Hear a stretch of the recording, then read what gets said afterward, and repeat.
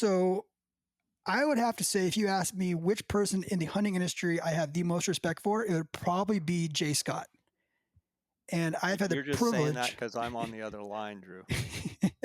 I've had the privilege to get to know Jay over the last couple of years and just have lunch with him and talk to him a lot. And has to be one of the most genuine people I've ever met and the kindest people in the industry, hands down. So Jay, how you doing? I'm doing good, but my head's about to explode with that introduction.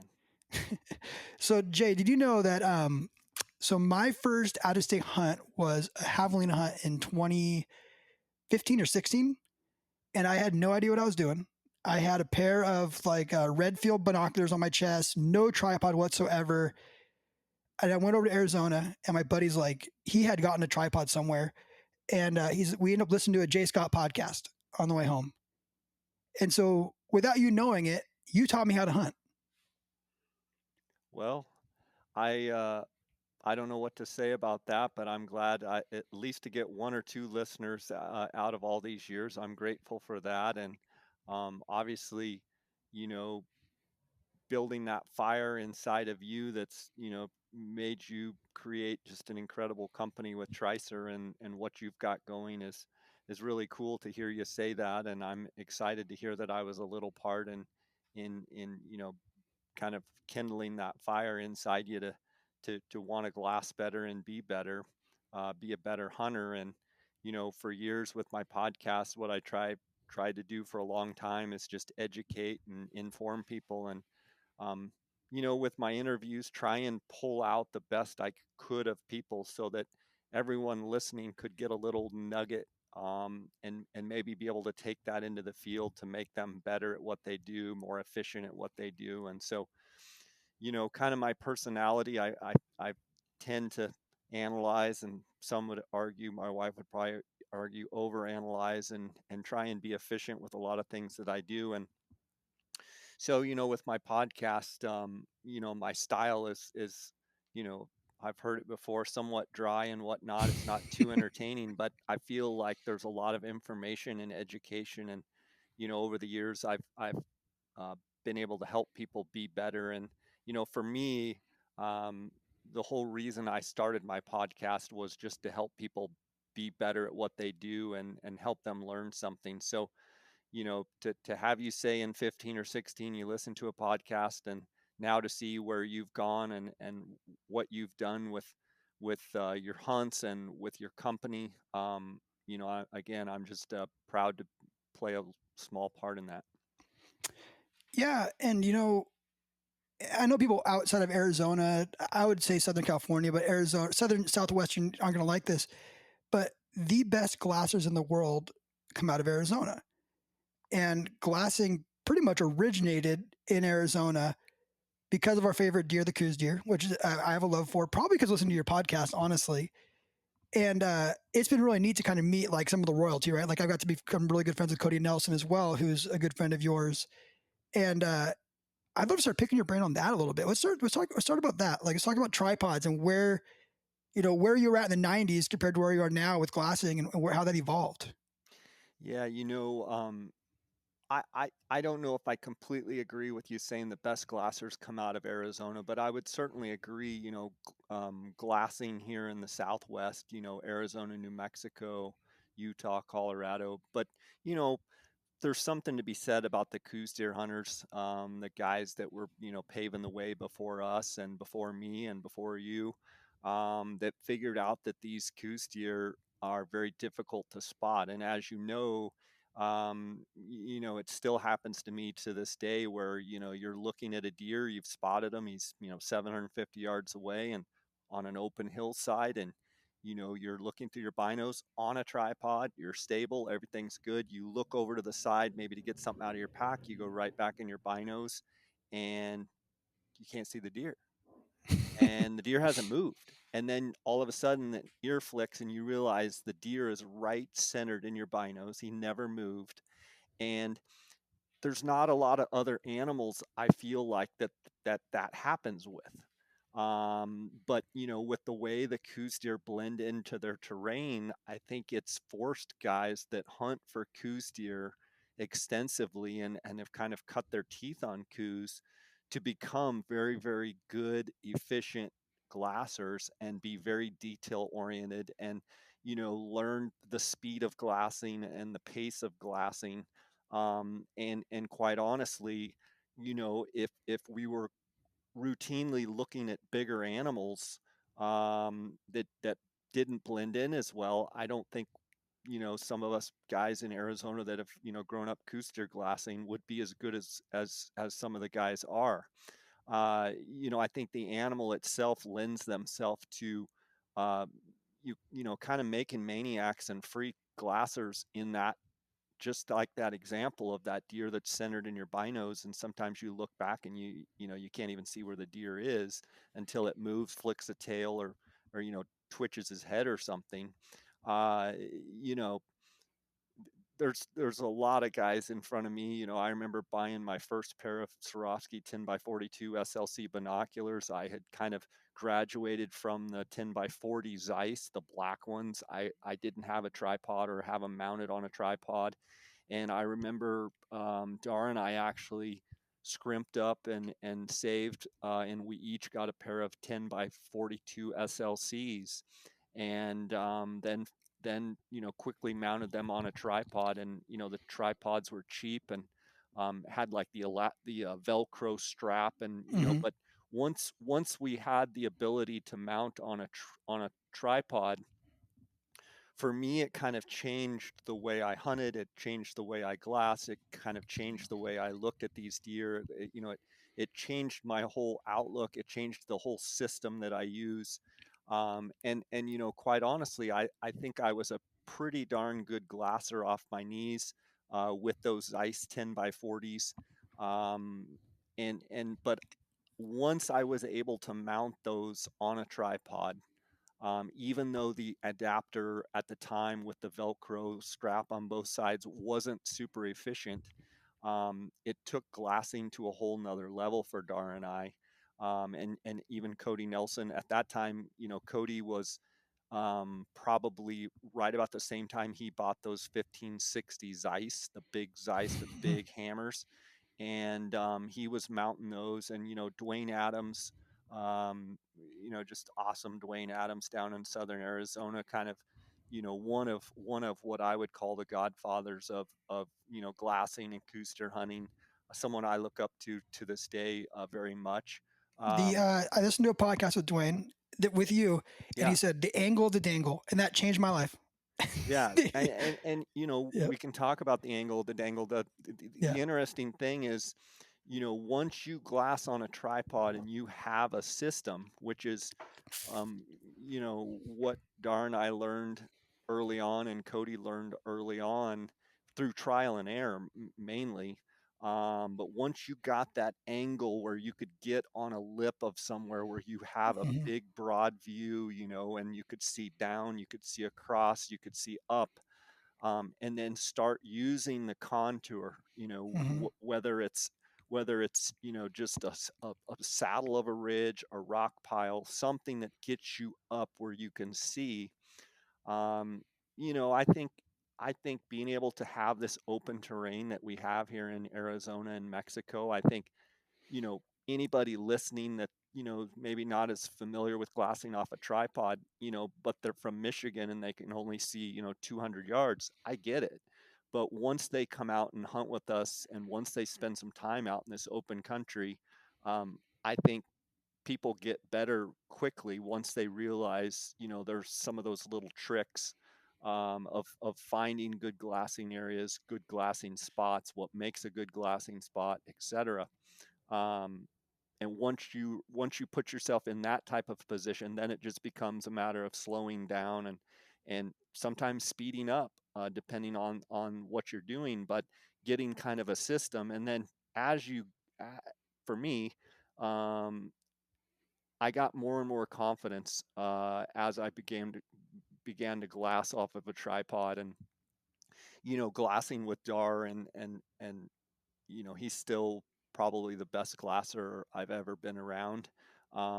His son's pretty darn good as well. But we had young eyes then. I'm 51 now, and that was probably 25 years ago or so. But um, you get to learn a system once you implement that system, and then you get a little bit of confidence. I think that's what makes good glassers is, once they become confident in their ability to be able to go anywhere. And Coues deer glassing has kind of taught me to, I feel like I could be dropped off anywhere in the world, Mhm. and with a tripod and a good pair of binos, if I can see any distance at all, I feel like I'm going to be pretty efficient at finding game for sure. Yeah, people don't really believe me, but like I say all the time, for one, I would give up all my weapons just to glass the rest of my life. Like if I had to pick between the two, and I will glass with no joke 8 to 10 hours a day. Like once you figure it out, like when I first started hunting, I was doing so much more hiking. And now I've just learned like find good knobs and you could almost glass from one spot. In some places in Arizona, you can glass from one spot all day long and pick up deer all day long. And Yeah, and I think too, Drew, like when you can mix the ability to really hike mhm, and cover country and get to knobs early, get there in the dark, be able to cover it for 2 hours, hike up to another knob, glass it for mhm, another couple hours. When you mix, some of the best glassers I know still cover quite a bit of country with mhm, their legs. And there's great glassers that don't cover as much country with their legs but cover it with their eyes. But if you could mix the two where you're covering with your legs and your eyes, I feel like that's getting you into ridges and country that maybe everyone isn't looking at. mhm. And I think that's where sometimes the size of your animal and maybe some of the numbers of your animals go up, for sure. That's some of my favorite stuff to do, especially in Arizona, is you know, get in like a mile, get in there at least a half hour before dark or before sunrise, glass for that first hour you want to be in that spot. And then especially if there's a ridge line where you can actually kind of work that ridge line throughout the day and just keep moving up. And it doesn't have to be that far. It could be a quarter mile. You'll see a total different country just by moving. When I said angle to dangle earlier, that's Dwayne's point. Sometimes you can move 20 yards and see a totally different perspective of a valley or something across from you. So yeah, if you can be mobile, I totally agree. Yeah, and with that, ridge lines are always great to be glassing off no matter what you're hunting, because with very little movement, you can change what you're looking at. You can move over 10 yards, 15 yards, 20 yards, 50 yards, and completely change the angle of, direction. You can be looking south and you can be looking north, and with walking, 5 or 10 yards, uh, so I love big, isolated glassing peaks where you can, spin 360 and be looking in every direction. I love ridge lines, and especially where they have little bumps in them where you can gain elevation and then cover country, um, for sure. And I think Arizona lends itself, Mhm, with the terrain and vegetation, and where you, like Dwayne says, that angle of the dangle where you want to get to where you can see down and get that angle where you've got a rock pile or something that gets you out where you can see down, across, and everything. If you're on a level flat, plane, you pretty much can just see what's in front of you. I like to mhm. get out on those corners of those, ridges and whatnot, where you kind of be able to see left and right in a good distance, and a wide, degree of angle there, and then also see down and also see up. So that's a huge thing.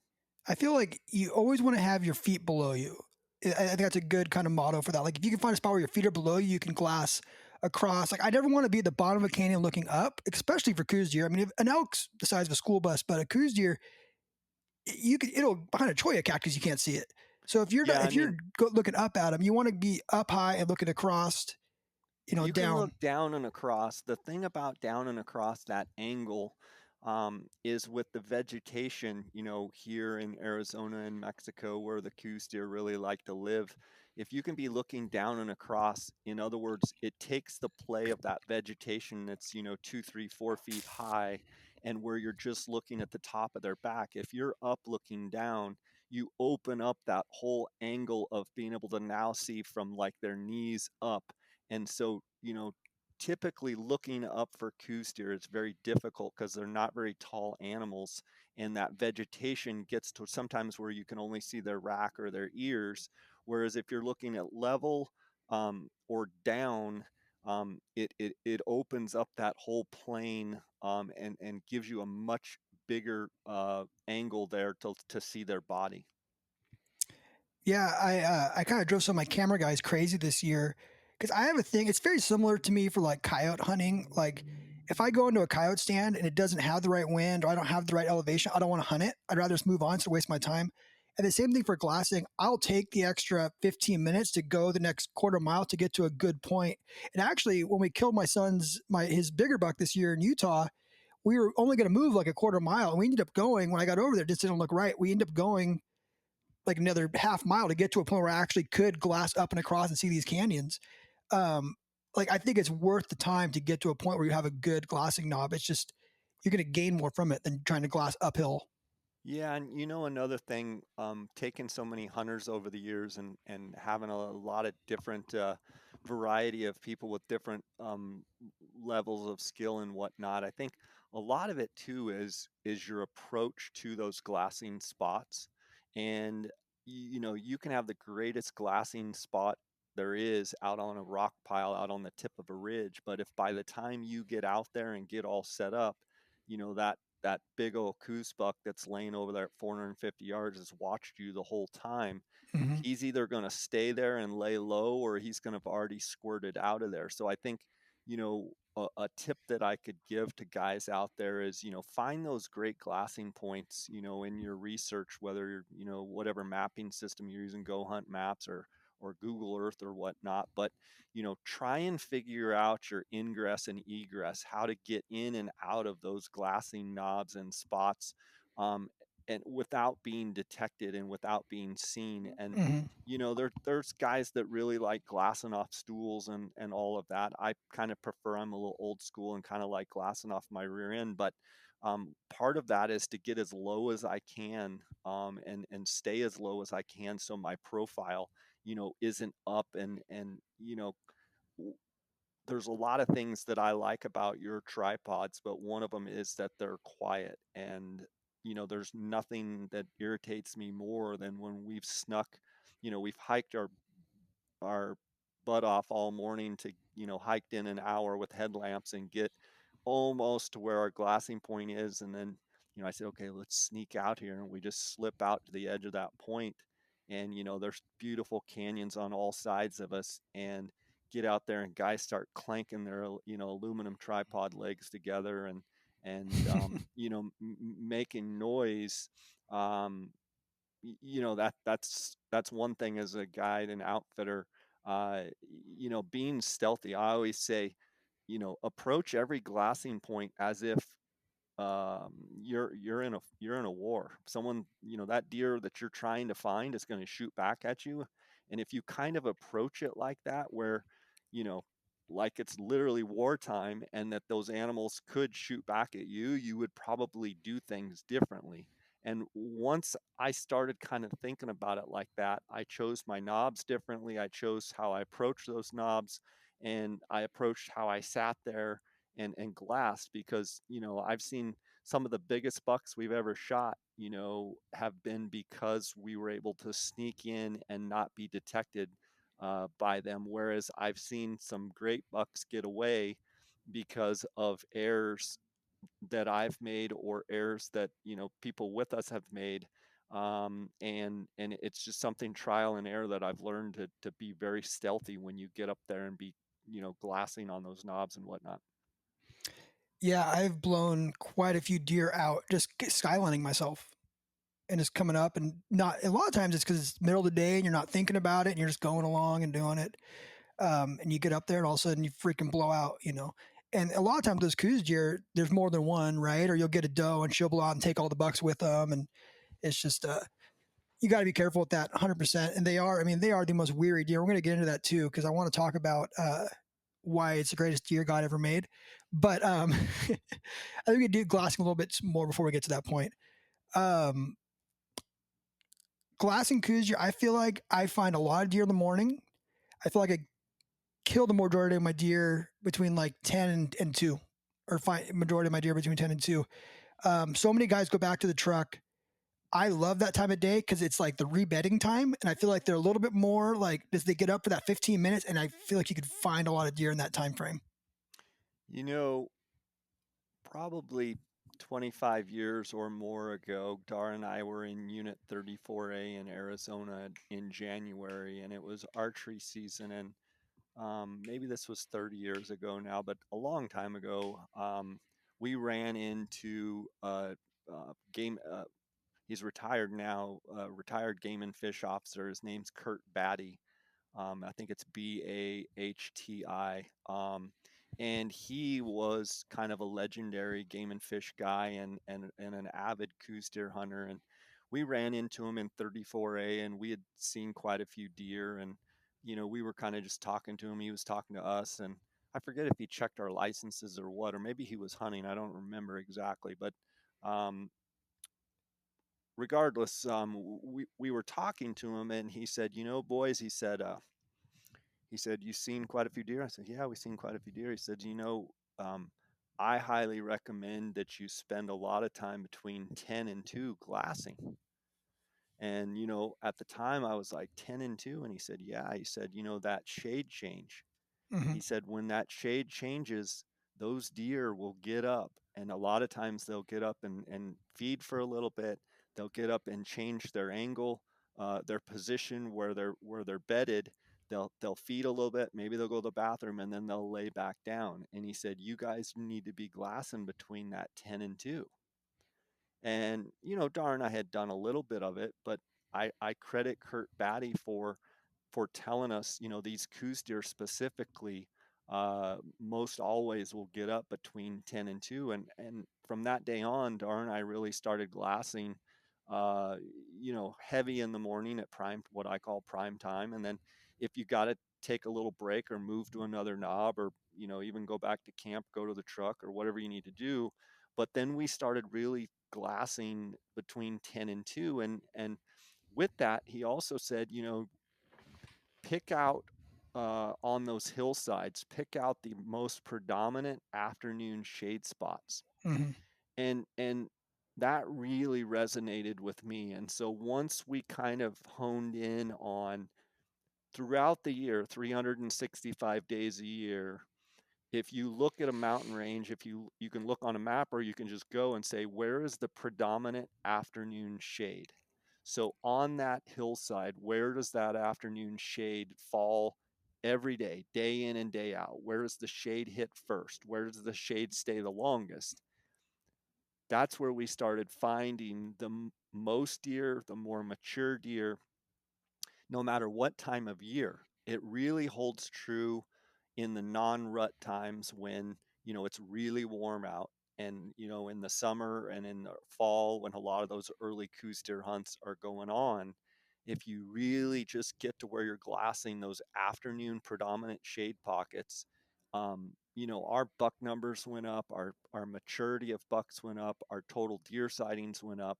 But that also coincides with the 10 and 2. The 10 and 2 is, with that sun coming up in the east, with it shining, if you're glassing west, and then as the sun progresses in the afternoon, then all of a sudden that same slope, turns into that shaded slope. The sun's on it first, but then it becomes the shaded slope. Those deer would bed down a lot of times, 7:30, 8, 9, 10, 9 o'clock in the morning. And all of a sudden that sun has kind of moved its angle. So now it's, it was down here and now it's up here. And now the place where they were laying is now in the sun, and they've been laying in the shade. And Hmm. hence the 10 to 2, when that sun is at its pinnacle at noon, it's straight above. But then as it turns, 1, 2 o'clock, now that deer that was in the shade is now in the sun. So that's what makes them get up, feed for a second, stand there for a minute, move around, and then rebed. And so, I credit Kurt Batty, Dwayne Adams, those two guys, with a lot of things that I've learned for glassing for Coues. And then, just basic trial and error. And it's amazing though, once you kind of grasp those concepts of, deer are no different than if you were to lay out there all day and it's Hmm. warm, you're going to seek the shade. So, if you can learn to, glass in those shaded pockets, you're going to find more mature deer, you're going to find more deer. And it translates to elk, it translates to mule deer, it translates to, bighorn sheep. And it's really common sense if you think about it, with, the cooler areas of the mountain that are out of the shade. Well, you know, every day of the summer, they're going to seek those areas that they can get the most relief from. Yeah, and you can feel it when you're hiking around out there too. Sometimes you'll be hiking and you'll drop down into a canyon and it'll be like northeast facing. And you're like, wow, it is noticeably cooler here. That's what you need to be looking for with your binoculars. Sun in your face. You're almost always cooking when you're glassing them, but you can just tell, like, oh wow, this is noticeably cooler, and it does transcend into everything else, into elk, into mule deer, sheep, whatever you're glassing, because they have a fur coat on, right? You're hot and you're stripping down to your base layers. They don't get to strip down in the middle of the day. They have to find shade, and I think that's where like the tripod really comes into play, right? Because you said like look for those shaded spots. And with Coues deer, and that's why I love them so much. I think the 15s are the greatest binocular ever made, the SLC 15s, right? I think that the 14s just come out, I've got to get a pair. But like you get a pair of 15s on a tripod and you look at the same bush for 3 hours, and then all of a sudden you see an ear flick Yeah. and there's a deer there. And that's where the tripod is so important Well, and I to think find these too things. that where the tripod's important as well is, you make a good point. So if you're looking into the shade in those afternoon settings, you're getting a lot of glare. And if you've ever tried to handhold binoculars looking into a glare, it's very difficult. But if you can have them on a tripod and have them very steady, it's much easier to look through the glare when the binoculars are stabilized on the tripod. A couple things you said there. Uh, Deer can absolutely be on south facing slopes. Deer can absolutely be on west facing slopes. Big bucks can be on south facing slopes. Big bucks can be on west facing slopes. I don't want anyone to think, and I get it on my Instagram, some saying, "Oh, I found a big buck." You can find them anywhere. But when I'm talking about glassing predominant shade areas, I'm talking about majority of mature deer, majority of deer. But a deer can literally be anywhere. So anybody listening, don't not glass those west facing slopes. Don't not glass those south facing slopes. One of the things that you do when you're looking at an open south facing slope or a west facing slope is ask yourself, okay, if I was a deer on this sun exposed hillside, we've walked across south facing and west facing slopes and seen all kinds of sign. We know that they go there. If I was gonna go there, where is the shady spot? It may be a Hmm. tree, it may be an ocotillo grove where it's thick ocotillos that you don't think provide much shade, but there's plenty of shade there. And then they just kind of move around that ocotillo as the day progresses. So just to be clear with your listeners, like, I'm a proponent of glassing north, northeast, east facing slopes a lot, but I also look at the other slopes. But when I'm looking at those south and west facing slopes, I'm really looking, okay, scan the open, but okay, it almost pigeonholes those deer into even more specific spots because they're not going to be out in the middle of the day in that wide open stuff. But where is a little fold? Where is a little crease? Where is there, a stand of oaks or manzanita where a little deer, all they have to do is, I mean, I've seen them with one saguaro basically move around all day Hmm. as the shade changes. And there's one mesquite tree and there's four deer moving around the only shade on the hill. But what it allows you to do is be more efficient when you're looking and going, okay, I don't see them in the open. Where's the most obvious spot on this hillside where there's some shade where deer are going to be? And boom, you pick them up. The benefits of a tripod are you can kind of really peer in and and look for that black eye. You can look for that tail flick. You can look for an ear where, you know, if deer are up feeding, and especially guys with young eyes can just handhold and spot deer like crazy. They glow in the morning. They And glow. yeah, they glow. Where using a tripod, and that's why I'm such a big believer in tripod glassing, is when it's not easy and when you've got Mhm. to slow down and when you've got to, look for those bedded deer, you've got to look in those shaded pockets where you've got glare and different things. That's where, glassing off of a tripod for me has found its value. Yeah, and I think it's important to note too, like in the morning, let's say the first couple hours of the morning, gloves are kind of off. You're looking around. There's gonna be deer a lot more places. But when you like, if you want to be like a very successful deer hunter, I think you need to glass all day long. And it's a numbers game at that point. Well, I'm not going to be looking at this 90-degree hillside when I know it's maybe 75 degrees over in the shade over here. So I want to put my money on, the high output Probability. areas, high probability areas, and that's where you want to be, looking into that shade stuff, right? But yeah, in the mornings, man, they're kind of, sometimes you get to move in, and they are kind of in a certain area. They don't really go too far, but yeah, you're gonna get them on their feet in the middle of and they do glow, man. Especially first thing in the morning, you got those deer up there, they're glowing. There's 6 does around, a buck over here, but then all of a sudden they disappear, and we should let's keep I, going on the tripods. But yeah, go ahead. I think the velocity of glassing also is, the speed of glassing can be beneficial with tripod. um, Mm-hmm. you can glass very quickly off of a tripod, and I would argue just as quick as you could if you're freehanding. But the thing that you have with the tripod is the efficiency. The efficiency So to you do it. can speed Mm-hmm. glass. Dar's amazing when, I've watched him at first light, and I mean, he's just literally shotgunning. He's just moving that tripod handle around, and he is just looking and from spot to spot to spot to Mm-hmm. spot, up, down. He's not gritting. He's literally for the first 30 minutes, he's just looking here, looking there. And he sees a deer. Okay, now he's going to focus in and okay, what's around? Okay, there's one deer. What's here? What's there? And so that's where glassing off of a tripod is, with a good adapter where those binos are stable, where you're moving those binos very quickly.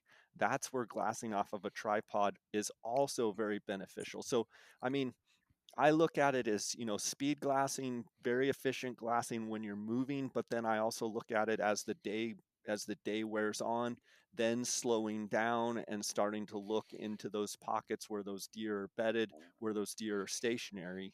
Um, you know, the other thing is like standing or sitting. You make tripods that you can stand behind, you make tripods that you can sit behind, you make tripods that you can do both.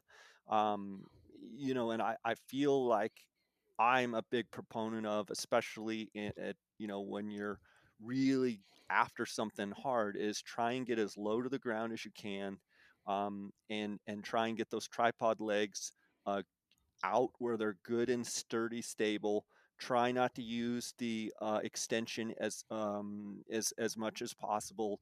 Mm-hmm. In other words, try and make everything that you're doing as efficient as possible.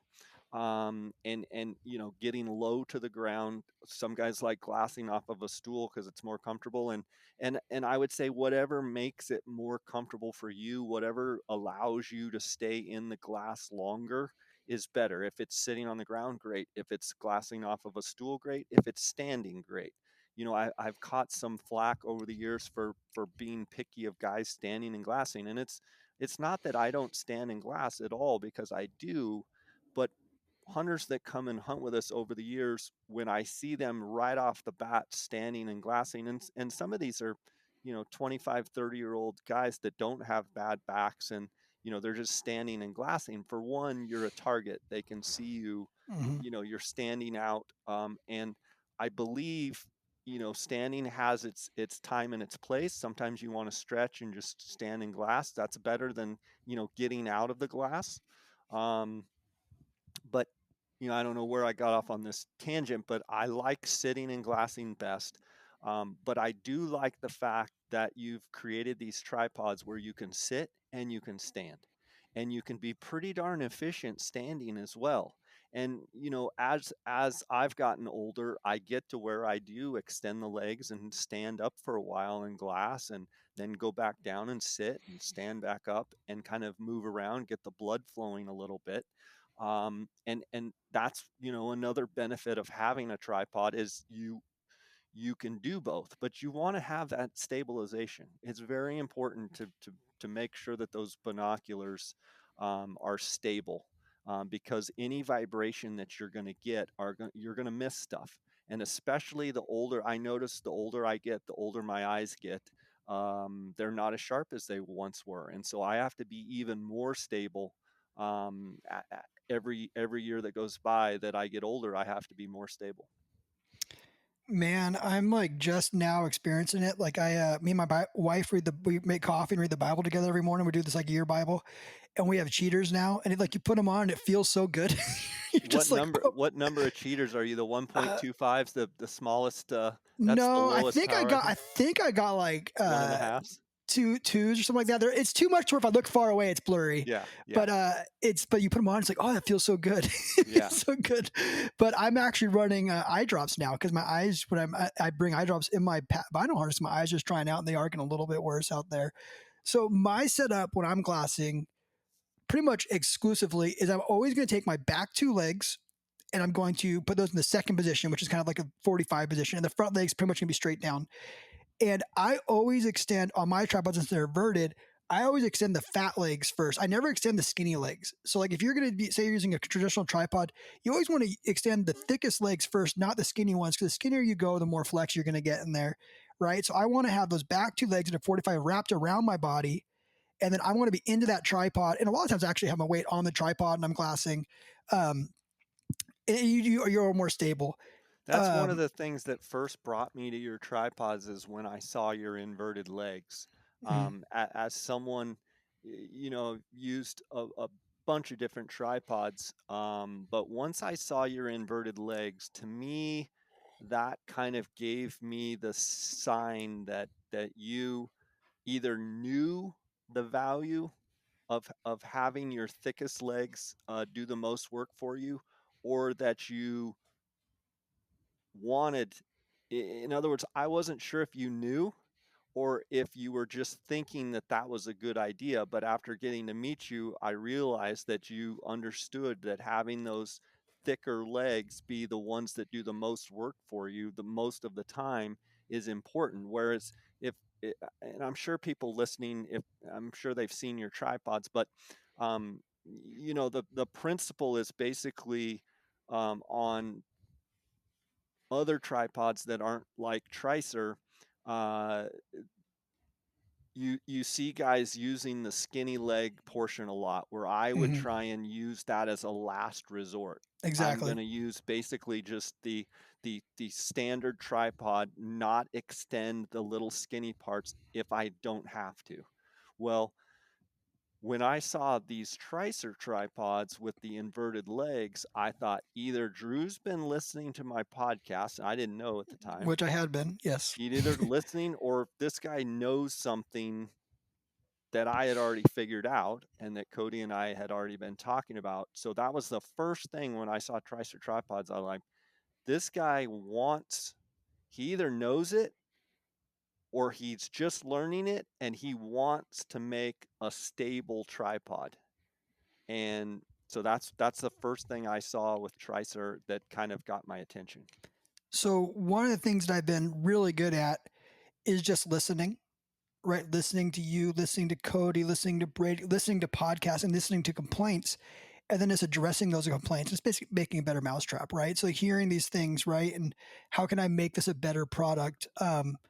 Well, How can I have the stability of an aluminum tripod with a carbon fiber tripod, which puts weights in the leg, right? And then we're just trying different things, right? And then there's some stuff coming out this year that's just going to blow people's minds with the hexagon legs and stuff. well, the thing that after then I learned a little bit about those inverted legs. We ended up, you and I had some conversations on, I believe, Instagram chat or something, and then I wanted to meet you in person, and then we had a couple of lunches where we've kind of talked in depth about things. And the biggest thing that drew me to you was in my opinion, there's no one else out there making hunting tripods that's a hunter like you are, and that's willing. I mean, I mentioned something, hey, you should try this. Well, you went home that night and mocked up a prototype and were like, hey, what do you think of this? The next morning you sent me a design. I was like, I can get behind this, because here we've got a guy that is identifying a problem, and overnight you're drawing up this, you've got that engineering mind, that machinist mind, and you're mocking up um, something we had talked about. And I want to say within like a day you had made a prototype and we're like, what do you think of this? Yeah. And to me, that's very refreshing to see someone, number one, that's younger like you are, that has the drive to be like, I want to make the best. I'm not sitting here saying I'm the best. I want to make the best, and I'm willing to take input. And I, I'm old enough, getting long enough in the tooth that I've got my opinions, and it's so nice to be able to send you messages, and some of them you're probably like, man, he's criticizing this or that. But the reality is, it's nice to be able to bounce things off someone and not have them be offended, but have them go, you know what? And then you took something that maybe I said to a whole nother level with the engineering mind and made it even better than what I had even thought about. So Yep. that's what drew me to Tricer, and you and your product, is the fact that there's no doubt you want to make great products. And Yep. to me, when you take the the desire to make money and to succeed, of course we all want to do that, but when the driving force and factor is, I want to make the best, and I want to make the best product, and I want people to use it that I respect, and I want to take feedback from them and be able to just continue to push the bar. Like, I've been involved with Coues since 2010, and you know, with Jason and with his crew that's now running the company. I mean, that's what they constantly do. They're constantly, innovating and taking ideas and pushing it to another level. And that's what I see what you've done with Tricer. And, hearing about some of the new stuff and whatnot that you're making, it shows me that you're committed to, yeah, you're going to sell stuff, but that's not your primary number one goal. Your primary goal is to make great products, and they'll sell themselves. And Exactly. The so money follows it. I think human nature, though, is to be drawn to people that have passion for what they're doing. I give you a lot of credit. You're a young guy, but you've done some great things already, and I think you have a good head on your shoulders, and you're willing to listen to old geezers like me, and um, that are dried up old desert rats like me, and there are some things that you younger guys can push the bar and carry the torch, if you will. Now I have to go deflate my head. Jay, I got Jay in the beginning. You get me back now. But yeah, no, I find that I have a few mottos, right? Like in one of those mottos, I can't outgive God, right? Like that's why we give a bunch of our money away to the kingdom of God. And like God is, once we started doing that, we saw our sales triple the next month. It was unreal a couple years ago. That's something that's really neat. Blessings. But it's total blessings, right? And I couldn't even imagine like the amount of money that we're giving to my foster ministry now. Like I never would have imagined being able to get that money to this ministry. And God just continues to bless it over and over again. But yeah, I don't like when it comes to like the financial side of it, I don't really sweat it because all I want to do is create great products. And I find the great products sell themselves, right? Like I'm constantly innovating and adding things to our lineup and making things better. And it really just pushes us forward. And I could have probably stopped with like the LP and the AD and been like done and made money for the rest of my life. And it's like, man, like let's just keep putting money back into this and doing things. And I find that when you do that, it kind of really just kind of snowballs, right? Like I make a BP and that turns into the DZ head now, right? And then Right. I make the JC, and I can talk about this now because it's coming out. That evolves into the 360 that's coming out in January that everyone will see. Hopefully, it's out by this podcast because I just announced it, right? And I feel like if you stop innovating, like that's when everything dies, right? And it's when I stop having ideas, it's gonna be boring for me. Well, and two, it's nice that you can take ideas that you have, but you're also willing to listen to people with their ideas Yeah. and you know, roll around in the dirt and argue with me, and roll around in the dirt and argue with Cody and Brady Miller, some of these guys that that you respect, but where we might have differing opinions, but maybe something out of that, you Hmm. know, you thinking one way, I thinking another, and Cody thinking another. Maybe out of that you find something that's either a happy medium or you go a totally different direction. But if you only have people around you that just say yes and Yeah. compliment you, that's not going to really push you to be better.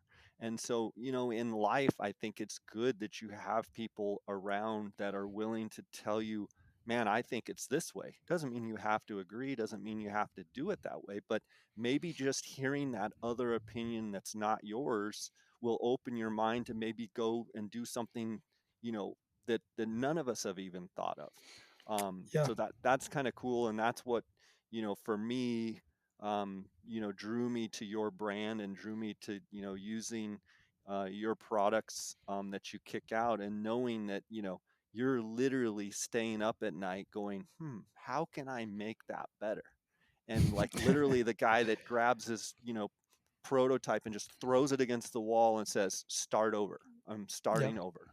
Um, and to be a hunter too, for me, you know, with other companies out there that build tripods, like a lot of it's photography bound, and they're not hunters. So it was an easy deal for me with great products, with someone that is a hunter and someone that's striving to um, continue to innovate and make great stuff, but be able to support someone that's, obviously your shirt, you're a Second Amendment guy, you're a hunter, you're one of us. So that goes a long way with me. Yeah, I think it's biblical too. Like you want to be able to seek wise counsel, right? You don't want to surround yourself with Solomon's son, right? And he comes in there and he gets all this wise counsel, and then his buddies come in. And they're like, "No, man, I'm going to be twice as hard as my father and do that." And then he blows the whole thing, right? Like you want to Yeah. seek wise counsel, and I think that if you're in business, that transcends into everything. Like you want to find guys who have done more than you, who are better than you, and you want to listen to what they say and not get offended by it. Um, and it's easy for me, like with Tricer, like don't take this wrong, people listening, for me to get fanboys.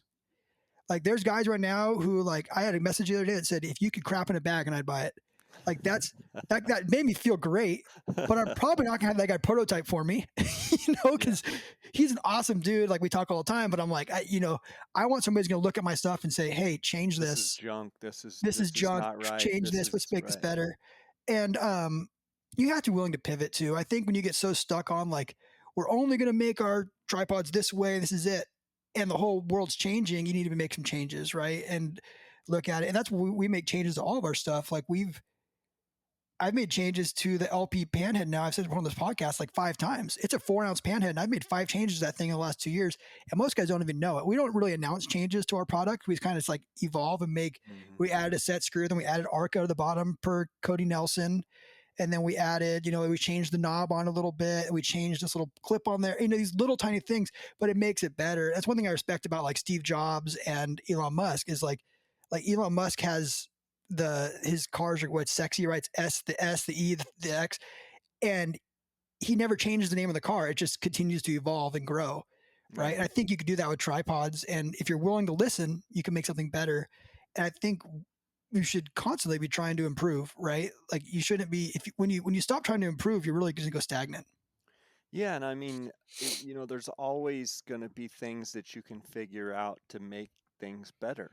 And if you stop looking, you're not going to move forward. And you know, you may come up with 3 or 4, 6 ideas, 10 ideas that aren't good, but all of a sudden, you come around to that 11th idea and you're like, oh, this is going to revolutionize something. So, I encourage you to just keep using that machinist, engineer, brain that you've got, and continue to push the bar, and um, you know, continue to just try and do the best as you can to kind of reach out there and disrupt everything that maybe you've known, or maybe that I've known, and try and make it better. Maybe it won't be, but if you're striving, and if we're constantly striving to, I think that's every bit as important. Yeah, I'll tell you what. On products, we have that Tricer 360 coming out, and I think I sent you one, or I sent one to Phil, Yep. and it's just a 6 ounce micro panning attachment that came out of the JC tripod, and you can put it on any tripod with 3/816 quarter 20 or Arca Swiss. You can put it on top of your pan head or underneath it. I run mine underneath it. Hmm. It has changed the way I glass, right? And like for so long, all we wanted to have was like a buttery smooth pan head, which is awesome. But when you use this thing, you can't beat it. It's crazy. When it comes to Coues deer, like it's next level. It's incredible.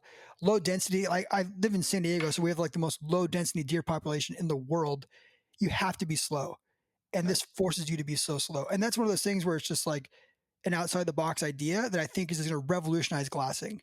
And we're Well, yeah. and I think it will be huge for those guys that are really honing in and focusing on those bedded deer, Mhm. and really trying to grid and really try and slow down, but not have, it's so easy to use your handle, and Mhm. even as smooth as your tripod heads are, it's real easy to go too fast. And if you get any little vibration at all, if you miss one bush, that could be the deer that's bedded up, the buck of a lifetime.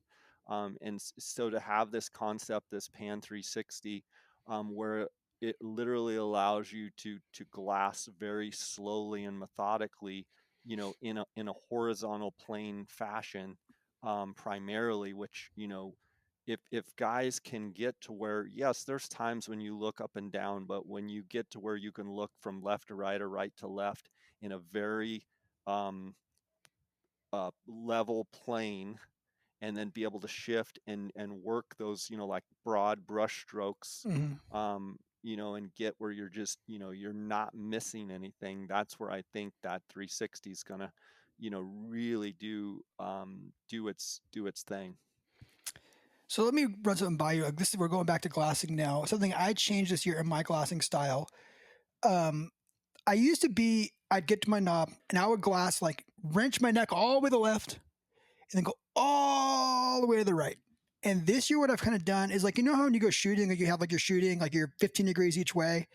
I've kind of done that now. I'm kind of picking like a section of hill and just glassing. Like, once my body starts to turn too much, I'm going back. And I feel like it's really helped me.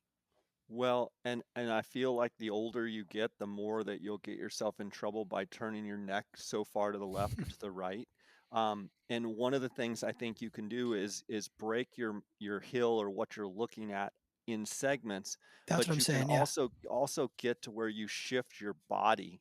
So, have your degree that, you're only going to go here and here, but then if you just shift either your stool or shift your body, now you can take that and you can overlap what you've already seen here, and then now you're looking here, and then Mm-hmm. you shift your body again, and you're basically pivoting from that center point, rather than trying to cover all the way across. Because as soon as you're, and we've all done it, where your body is here and you're just turned as Yep. far You're over, twisted around. you're twisted, and you're going to see stuff, sure, but you're not going to be as efficient. So anything that I can do, it sounds like you found a more efficient way to do it.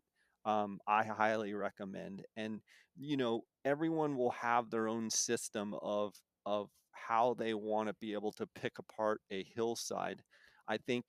And it's okay to have your own style, but I think there are tips of, like, don't bite off more hill than you can chew, and break it into parts and be efficient with those segments and with those parts, and then move over and then work that next part. Mhm. When I've talked on my own podcast and when I've been interviewed about glassing, one of the things I like to tell people is, like, there is no right way to do it. Mhm. there's right ways for each individual that they find works for them. But with the whole gridding and glassing concept that we've heard about for years, one of the things that I think gets missed with that is the speed. Sometimes you have to look faster than your grid. Mhm. And have clients come all the time and they hunt Coues deer, and at first light I'm panning, just panning, Everywhere. shotgun glassing everywhere, and I look over and they've never moved off one hill, and I'll say, what have you seen? Oh, I haven't picked anything up yet. Okay, what are you looking at? Oh, I'm just working this one hill. Well, in my opinion, from sunup for the first hour, I want to be just Mhm. my brain is, ADD and anyway, so I just kind of want to be shotgunning, but then I want to say, okay, it's been an hour. Now I'm just going to work this ridge right here. Then I'm going to pivot and move, work this ridge, and then I'm going to, do my sweeps back and forth. Um, Everybody should have their own system. I don't think there's a right way to do it.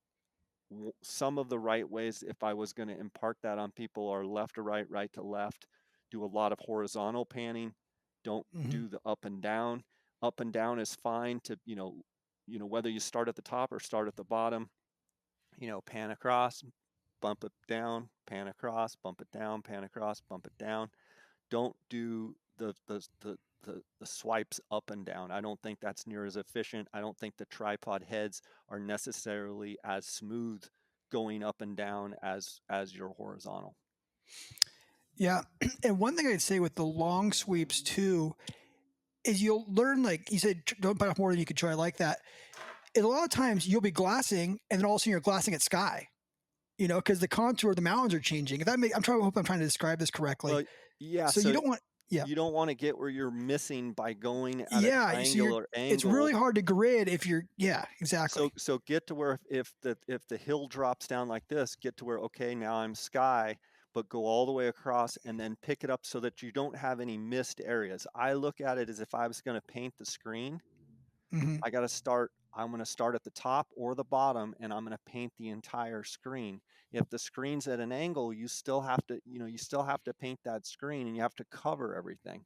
So you don't want to be missing and looking at, you don't want to be looking at a horizontal, but at kind of a downward angle or an upward angle, because that's not, you're going to miss stuff that way. So that's where I think that horizontal panning, even if you're looking at a ridge that starts high right and low left, there's still going to be that point where, yeah, when you pan left, you're in sky, but just go ahead and finish that and come sweeping back so you don't Hmm. miss anything. Something that this has to be a you thing too. Um, Look 2/3 of the way up the hill, and I feel like there's so many deer 2/3 of the way up the mountain for Coues deer. Well, I mean, for me, it depends on the terrain where you're at, but if you're on the desert floor and you're hunting some of those units like 36C, where you've got a lot of that desert floor and it leads right up into the hills and in the mountains, where I see the deer there are on the desert flats, and then where that transition from the desert to the hill, actually that transition area is where most of the deer will be. Now, if you're on a mountain ranch where you're already in canyons and mountains, for me, I think it's those deer like to be up towards the top from Mm. a defensive standpoint, from where they can see, where they can smell, where they can use their defenses, their senses to defend themselves and stay alive. So, in the evening, it may be, and sheep do this a lot. They like to go up. Why do they like to go up? Because they like to go up. They like to go up in the rocks. The predators can't get up there as much as quietly. They can hear them coming, but they can see, they can smell, they can use their senses. And Coues, I think, are the same way. What happens down in the bottoms? The bottoms typically are where there's water. Where there's water, there's typically predators. There's lions, there's coyotes, there's bobcat. There's things that chase the Coues deer. So that's where that 2/3 principle, that safety zone a lot of times is about 2/3 of the way up a hill or up a mountain. And that's because, typically the water is going to be down in the bottom. It's rare to find a Coues buck bedded down in the bottom of a canyon close to water or close to a drainage. Whereas it's very common to, 2/3 of the way up the hill, see a buck bedded. Why is that? He can see up there. He can hear you coming.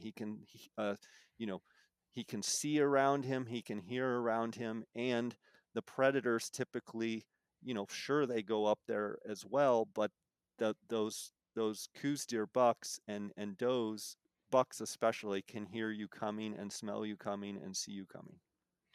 Yeah, it's the same reason we're trying to get to that same elevation to glass. You can see more, Yeah, right? you can see You're more. up there.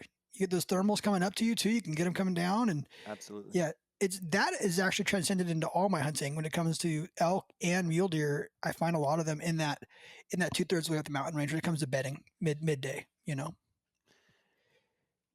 So typically, Jay, we end this podcast with a hunting story. But I told you I wanted you to tell us why the Coues deer. Why don't you just romanticize this deer that I love? Why the Coues deer is the greatest deer God ever made? Man, I love them. I love everything about them. One of the things that's so awesome about them is how well they blend in, but it's also how wary they are. So any of the guys listening that are, Eastern or Midwest whitetail guys, they know how extremely wary their deer are. And how uh they really go off their sense of smell.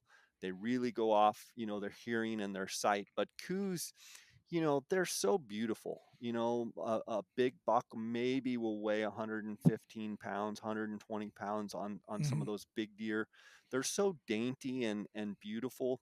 Um, we've always joked for years that, they tunnel underground, and where did they go? Oh, they went underground. And, guys will look at me and like, they can go underground. I'm like, oh yeah, they just build a tunnel and they go underground, they disappear. And they're like, are you serious? I'm like, well, no, not really, but you feel like it. They 100%. literally can just go lay down and disappear.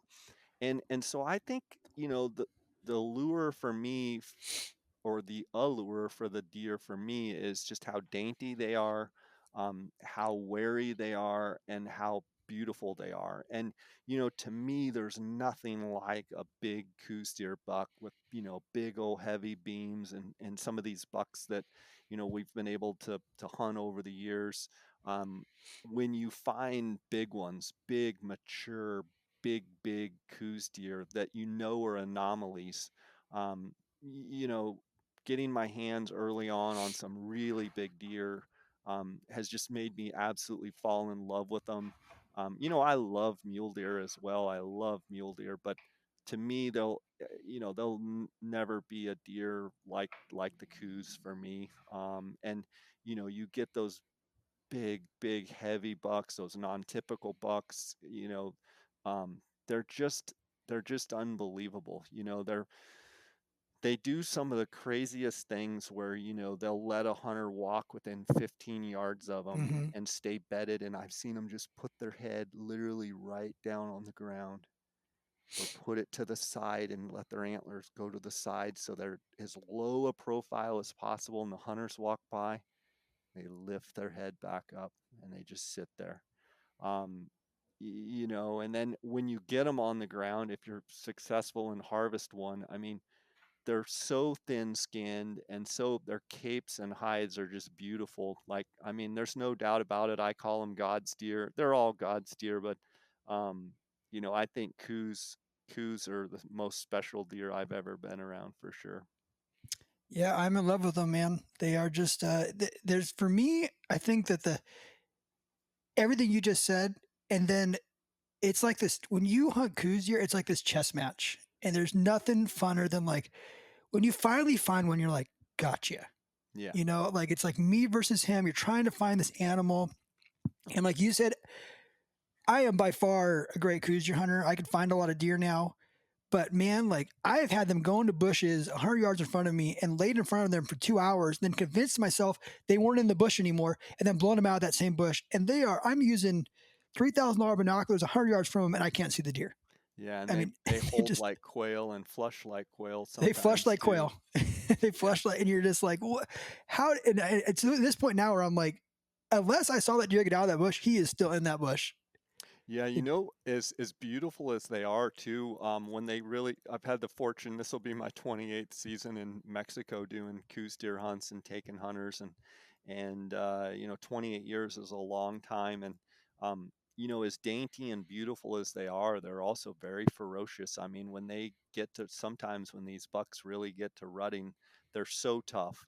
And they fight so hard and you know, they're an amazing deer, from being so dainty and you know, so small, to being, you know, ferocious and rutting and chasing and fighting and you know, you know, I've seen them, you know, falling down off, you know, big and, you know, rock bluffs and just get back up and chasing a doe again.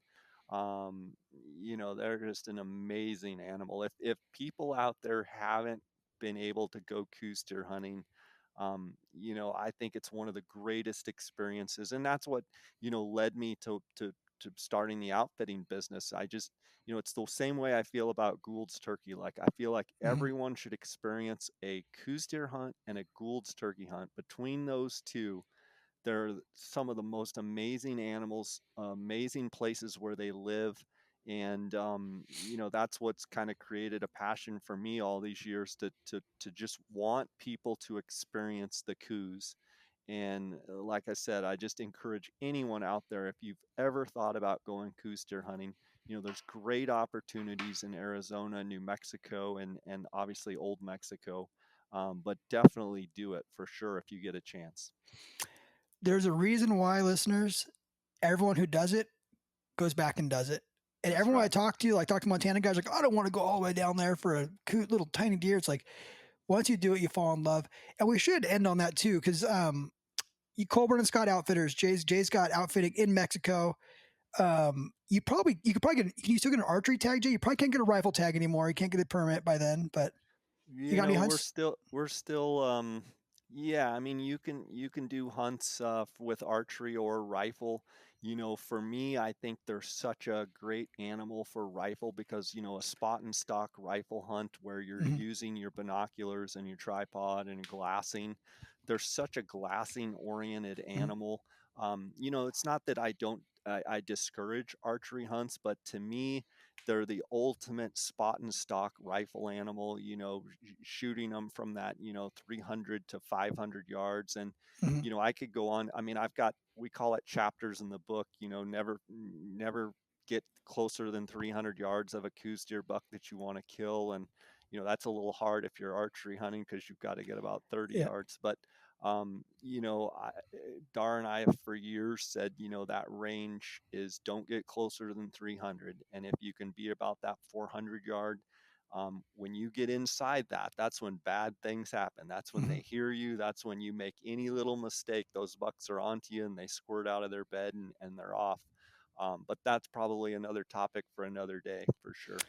I think what I was saying was, if they wanted to go hunting with you this year, which is probably going to come out mid-season anyway, so it'd probably be Oh, too late. yeah, it'll be too late. They could probably still get a Gold's turkey to hunt with you, correct? Yep, we Gould's turkey hunt in the spring. We do Sonora and Chihuahua, Mexico, and the Goulds just real fast. They're amazing bird. They have real white tip feathers more than a Merriam's turkey. They gobble and strut like crazy. And the reason I love them so much is they don't get any pressure, so that they act like what I say a turkey should. They gobble, they strut, they fight with each other. They're a very interactive bird where, you know, some of our birds all across the US have gotten so pressured that they don't gobble near as much, they don't strut near as much, where the Goulds, you know, are mostly on these cattle ranches where we hunt Coues. And you know, they just act like a turkey. They gobble their brains out and strut around and fight and chase hens. And it's a great time in the spring for sure. And I would say the same thing for your Mexico hunts for mule deer and Coues deer. It really is, even though you're hunting technically private land down there, it's the Wild West. It's you get to see It's these like deer. going back in time a It's hundred. like going, You've been down. It's like going yeah. back in time 100 years. I tell everyone that I'm like, one of the coolest things about old Mexico is literally you can feel like you go to some of these ranches, you know, you go out there and the gates are the old style where you've got the, the post that wraps around, you've got the windmills, and you've got, literally it's like going back in time 150 years. And quite honestly, anymore, there's not many places around the US where you can go and get that feel where, you a lot of times, they could have Wi-Fi in the house, Hmm. so they have that convenience, but then you could go sit out on the patio and it's dead quiet. You hear the quail over at the drinker. It's like literally the coolest. Old Mexico is one of the coolest places. I've traveled all over the world, and Old Mexico is one of the coolest places I've ever been. And Lord willing, this will be my 28th season. We already were down there hunting a desert bighorn, and that was fun. But Coues deer season's coming up, and um, yeah, it's been great to talk to you. And, all that stuff that you said early on in the intro, um, I'm humbled by that, and just glad that, you know, I get messages a lot from young guys of how they, heard, my podcast, or how I've encouraged them. And that's what I try and do, is encourage anybody that I can to get out there and enjoy. Hunting and fishing has given me so much joy. All I really want to do anymore is just try and educate, inform, and if people could get an ounce of what I've seen, and the joy that I've seen and what it's brought me, if I could get just anyone to experience that, that's what pushes me every day. Well, I'm not going to top that. All I can say is if you want to go to Mexico, look up Jay. He's awesome. Jay Scott Outdoors. Jay, thank you so much. I appreciate you so much. You really are the shoulders that I'm trying to stand on to grow this thing. And it's guys like you that really pushed this glassing to where it is today. So, Jay, I appreciate you so much. Well, thanks again for your time. Thanks for thinking of me, and let's do it again. I'm sure we can talk about a lot more stuff. We could go 15 more hours. Later, guys. God bless.